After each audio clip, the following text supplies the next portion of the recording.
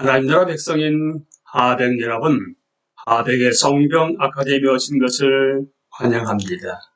이 시간은 신약을 읽다 30강 시간입니다. 함께 나눌 주제는 메시아 시대 제2부로 메시아 시대 2부의 마지막 시간입니다. 예수님께서 세상 죄를 위해 하나님의 뜻을 따라 십자가에 달리시다. 눈에 잘 띄는 곳에서 십자가형을 집행하기 위해 예수님은 성벽 밖으로 끌려 나갑니다. 옷은 모두 벗겨진 채로 자신이 달려 죽게 될 나무 십자가를 끌고 가셔야만 했습니다. 이는 심하게 매를 맞았고 출혈로 몸이 약해졌기 때문에 구레네 시몬이라는 아프리카에서 온 성지 참백액이 십자가를 끌고 나무길을 갑니다.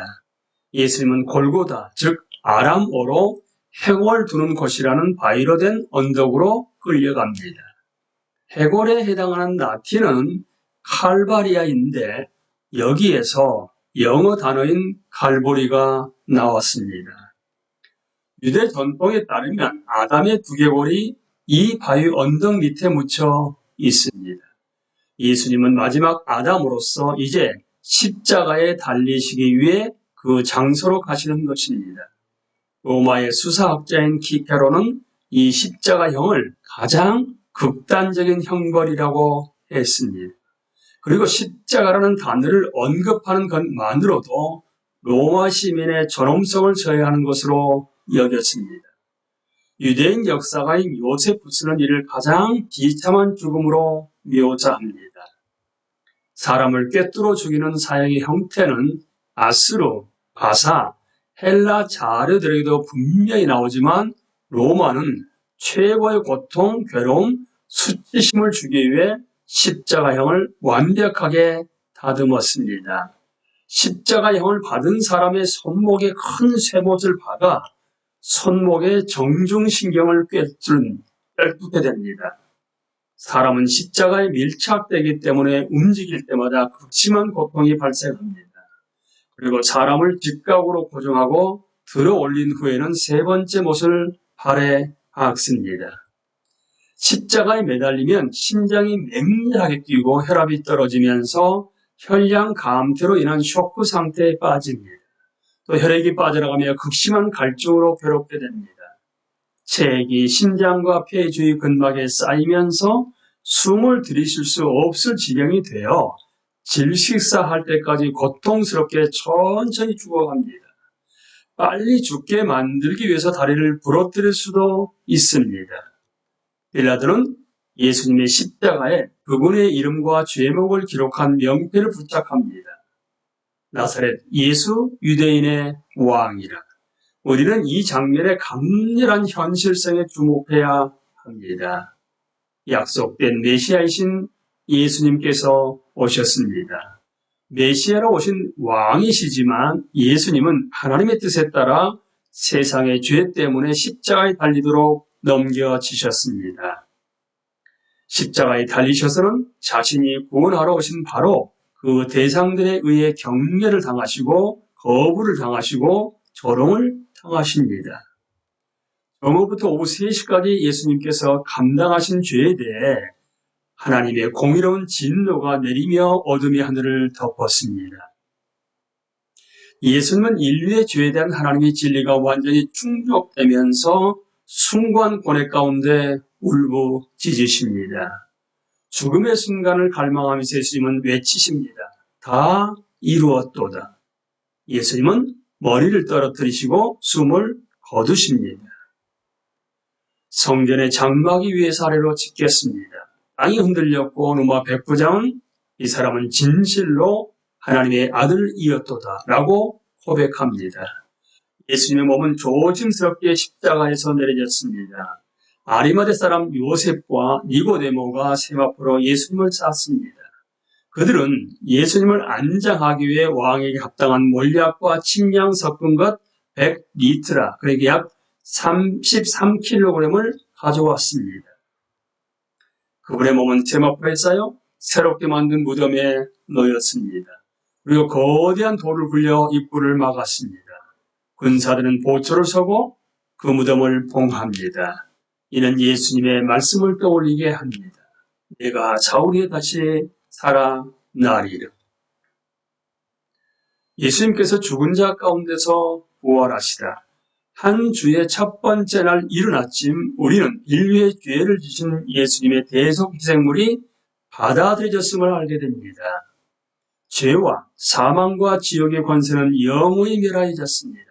새 창조가 시작되었습니다. 막달라 마리아, 야고보의 어머니인 마리아, 야고보와 요한의 어머니인 살로메가 예수님 몸에 바를 향품을 가지고 갑니다. 그들은 주님의 천사가 무덤에서 돌을 굴릴 때 땅이 흔들리는 것을 느낍니다. 천사는 이 여인들에게 예수님께서 죽은 자 가운데서 부활하셨다는 좋은 소식을 알립니다. 너희는 무서워하지 말라. 십자가에 못 박힌 예수를 너희가 찾는 줄을 내가 아노라. 그가 여기 계시지 않고 그가 말씀하신 대로 되도록 살아나셨느니라.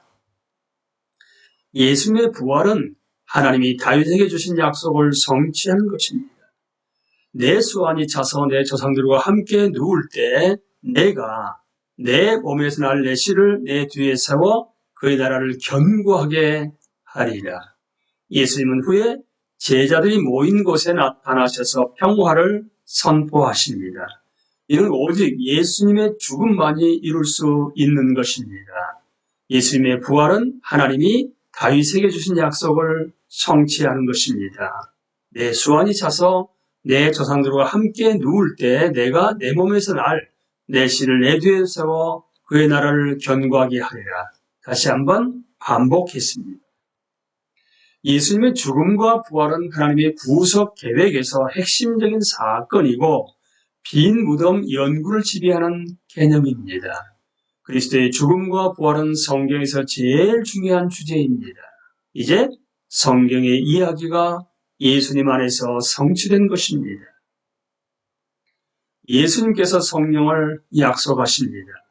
죽은 자 가운데서 부활하신 후 예수님은 제자들에게 성령을 보내셔서 세상에서 증인으로 살아가도록 능력을 주겠다고 약속하십니다.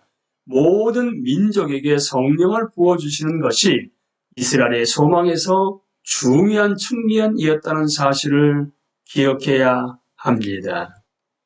요한복음 15장 26절에서 27절에서 예수님은 약속하십니다.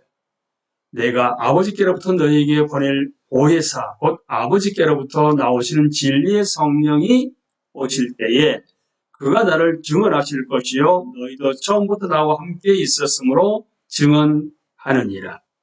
누가복음 24장 49절에서 예수님은 지침을 내리십니다. 내가 내 아버지께서 약속하신 것을 너희에게 보내리니 너희는 위로부터 능력으로 입혀질 때까지 이 성에 머물라. 제자들에게 명령하시는 예수, 모든 민족을 제자로 삼아 메시아 시대는 예수님께서 제자들에게 모든 민족을 제자로 삼으라고 명령하신 것으로 마무리됩니다. 예수님이 주신 대사명은 예수님 자신의 권위와 십자가의 성취에서 도출된 것입니다. 예수님의 죽음과 부활은 복음의 실체가 됩니다. 이제 예수 그리스도를 통해 아브라함의 축복이 모든 민족에게 확장된 것입니다. 믿는 자는 죄를 고백하고 그리스도를 믿음으로써 받는 새로운 언약의 징표인 세례로 확인됩니다.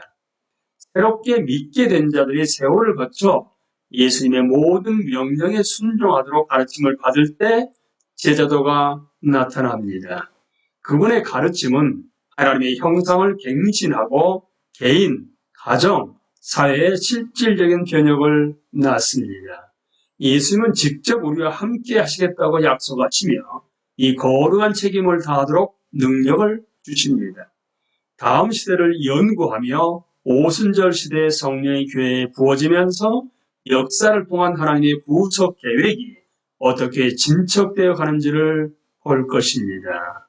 우리는 이 시간까지 바로 메시아 시대 제2부에 대해서 함께 나누었습니다. 다음 시간에는 오순절 시대로 넘어갑니다. 강의를 마치겠습니다. 감사합니다.